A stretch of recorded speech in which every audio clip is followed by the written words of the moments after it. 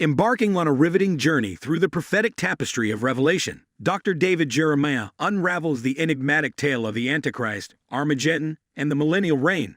In this gripping exploration, the narrative weaves through moments of betrayal, persecution, and divine intervention.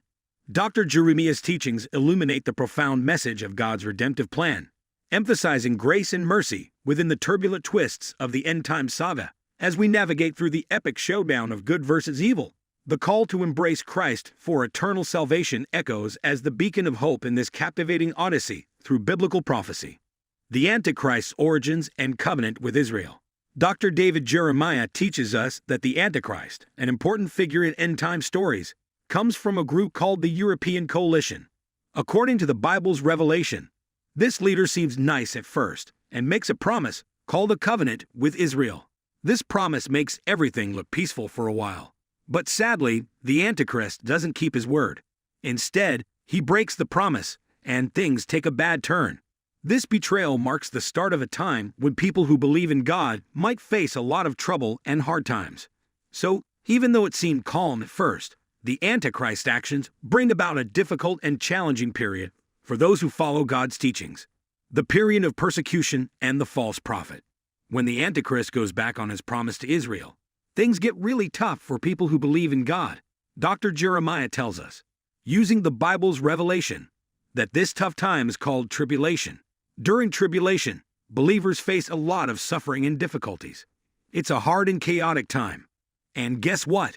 Another important person shows up in the story, the false prophet. This character is like a leader in both religion and money matters. The false prophet does something really serious. He makes everyone get a mark, kind of like a symbol saying they're on the Antichrist's side. This mark is called the mark of the beast, and to make things even more complicated, the false prophet takes control of the whole world's money system.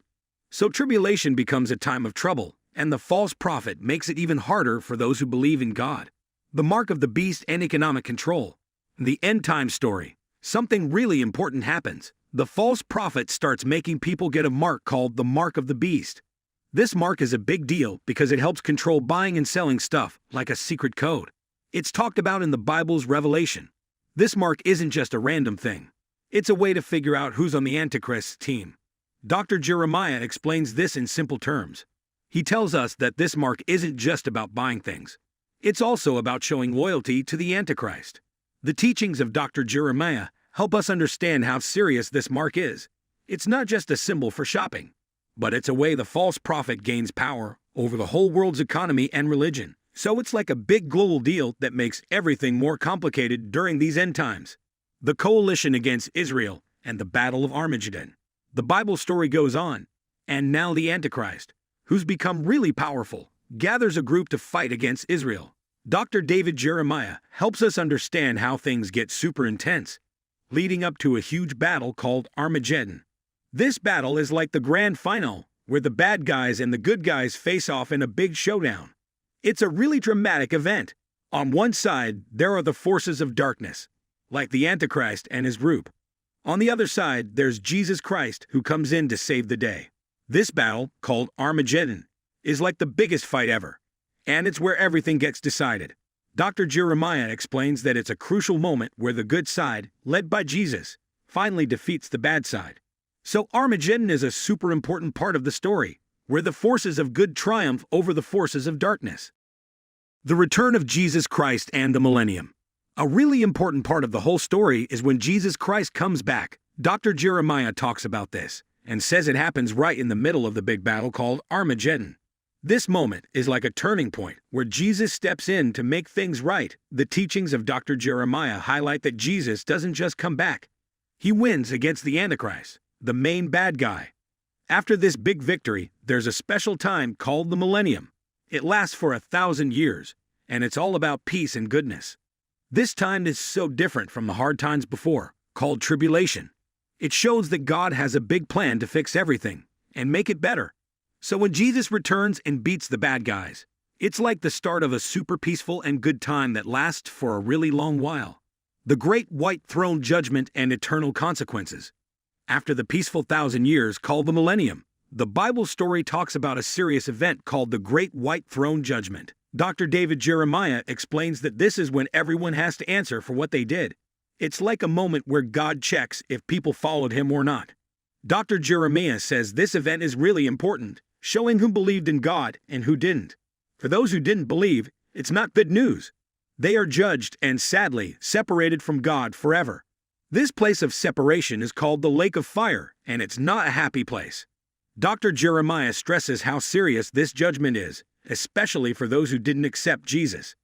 It's like a moment when everyone's actions are looked at, and some face a tough consequence if they rejected God's way. The fate of Satan, the false prophet, and the beast. The story keeps going, and now we find out what happens to the main bad guys at the end. Satan, who is like the biggest enemy, and his friends, the false prophet and the beast, who's often linked with the Antichrist, have to face a big judgment.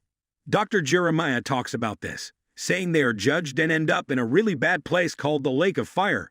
It's like a serious consequence for all the wrong things they did. Dr. Jeremiah wants us to understand that God's justice is strong and sure.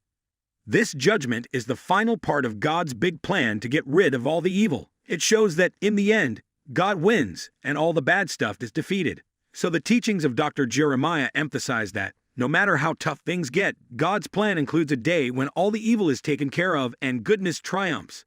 God's plan. Moments of grace and mercy. As we look into this story, we see a big idea shining through everything. God has a plan to save and make things better for people. Dr. David Jeremiah, as he talks about the end-time story, really wants us to notice the moments when God is kind and forgiving.